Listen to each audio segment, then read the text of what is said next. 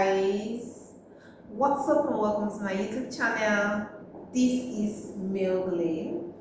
If this is the first time you're coming across this channel, kindly subscribe, like and share this video. You can give this video a thumbs up and drop all your comments in the comment section, and we'll be answering your questions just in case you have questions to ask.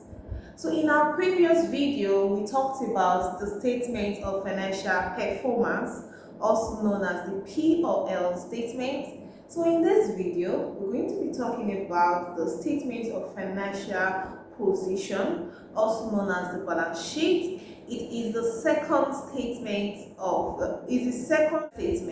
We have three. We emphasize that we have three main financial statements. We have the statement of financial performance, also known as the P&L statement. And we have the statement of financial position or the balance sheet, and we have the cash flow statement. So these are the three main statements. We also have other financial statements like the statement of changes in equity, but we'll be emphasizing on the three major financial statements in accounting. So please stay tuned to the end of this video and you will gonna learn a lot. So what is the statement of financial position? The statement of financial position, also known as a balance sheet, is a financial statement that shows the financial position of a company at a specific point in time. The statement of financial position shows the assets, what the company owns, and it shows the liability, what the company owes at a point in it. Also shows the equity, which is what the company has invested into the business. So I'm going to pull up a statement of financial position, a sample of a statement of financial position, and we're going to discuss each element of the statement of financial position. And also, when I was giving the definition of a statement of financial position, I said it's a financial statement. So why do we refer to it as a financial statement, not as a financial record? It's the difference between a financial statement and a financial record. So the financial statement, it refers to a summary, a detailed summary report that shows the financial position and financial performance of an organization at a specific point in time. We have examples like the income statement, the statement of financial position or the balance sheet, and we have the cash flow statement.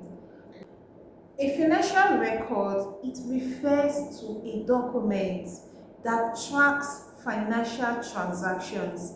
We have examples like the sales day book. It tracks the invoices, it tracks the receipts. So it gives it's more broad than the financial statement. And I'm going to do a video giving a detailed explanation on the difference between the financial statement and a financial record.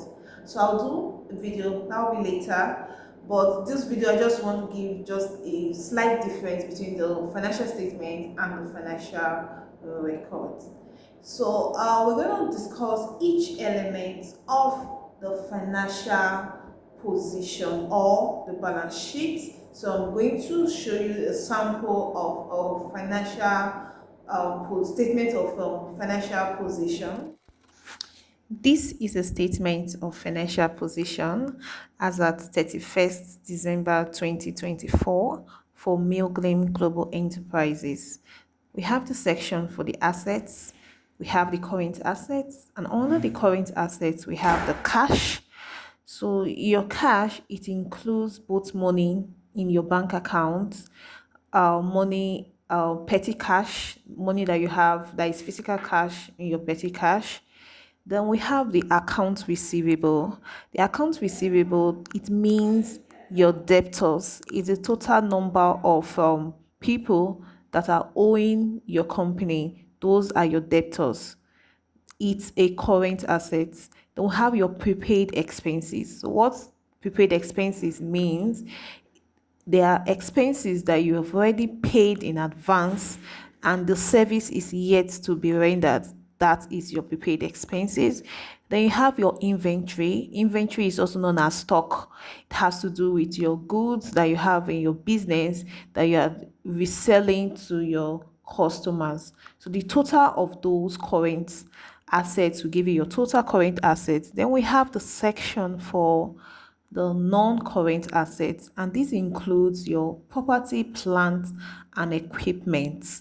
So all your physical assets, your buildings, then you have your computer sets, then you have just major things like your plants and equipment that you're using to run your business. So those are non-current assets. Then we have the section for, then when you add your total current assets and your non-current assets, you're going to have your total assets. We have the section for liabilities. We have the current liabilities. So these are what the company owes with that will be settled, that can be settled within a period of 12 months. They are not long term, they are short term. That is why we call it current liabilities. They can easily be repaid within a period of 12 months. We have the current accounts payable. What account payable is also known as your creditors. Those are your suppliers and your vendors that you are owing. That's the amount you are owing and you're yet to settle. It's represented by accounts payable. Then you have your income taxes that is payable. These are your amounts that have been charged for tax that you are yet to settle. It becomes a current liability for you. Then we have the accrued compensation and benefits.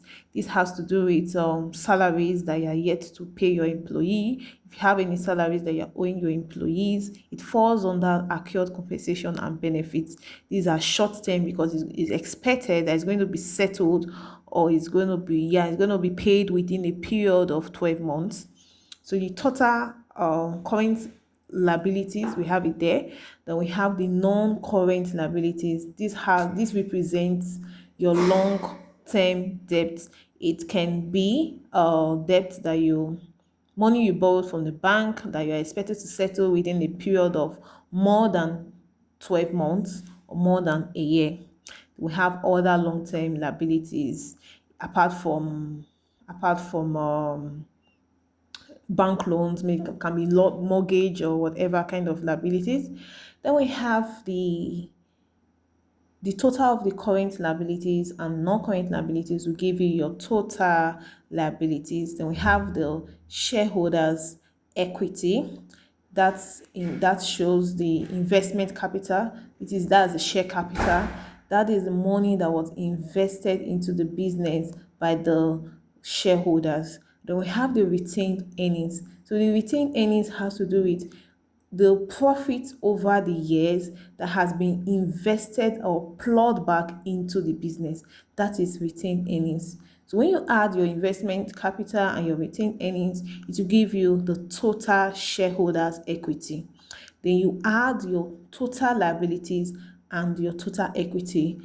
That figure should balance, it should tally with your total assets. So from this sample, you're seeing that the total assets is 20,500,000, while the total assets and liabilities is 20,500,000. Thank you so much. Thank you so much For staying tuned to the end of this video, and I was really happy that I was able to give you a detailed explanation of the balance sheet or the statement of financial position.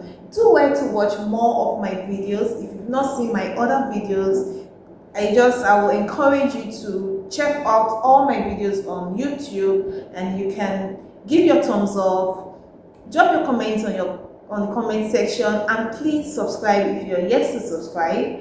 And to my returning subscribers, Milglin says thank you. Thank you for the likes, thank you for the support, and thank you for watching our videos. And also there's no knowledge that is lost. Even if you're not into finance, I will advise you have an idea of the financial aspects in a business, because even if you're not into finance, you might own a business, and even if you don't own a business now, you might own a business later on, and there's no knowledge that is lost. You need these teachings on Milglim. Thank you so much for staying tuned to the end of this video, and it's bye for now. Bye.